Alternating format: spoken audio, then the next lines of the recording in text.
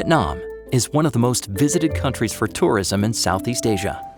It offers so many exciting things for its visitors, from the breathtaking vistas of Halong Bay to promising business opportunities in the city. Hanoi is the place to be for tourists and locals alike. With a population of 9 million living in the city, there is only a small number of Adventists.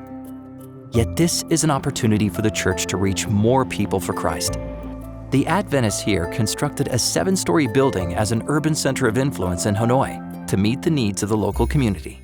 On our first floor, we have a bookstore that is open to the community where people can come in and purchase books that can help them to grow in their walk with the Lord.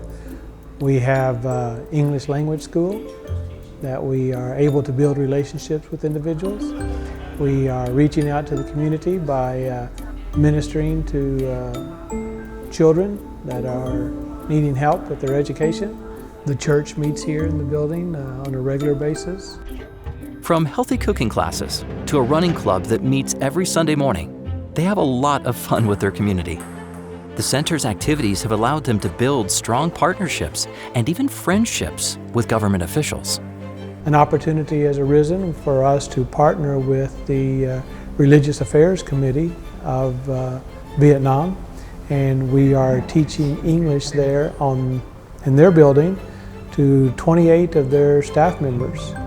All the way from receptionists, secretaries, to the top of the Religious Affairs Committee. Through these activities, the center's workers and volunteers hope to be a shining example of Christ's method of ministry. They want to share and introduce Christ's love to everyone. Without this purpose, this building is only a building like any other. The Center of Influence is just that. It's a place to provide influence, a place that influences the community. It's a place that provides space and opportunity for the church to meet and mingle with people, to build relationships, friendships, to build trust and to win their confidence. And when the opportunity arises, to offer them a relationship with Jesus Christ. With growing demand for their services, this ministry is also facing some serious challenges. But the challenges are real. It's a city of 9 million people.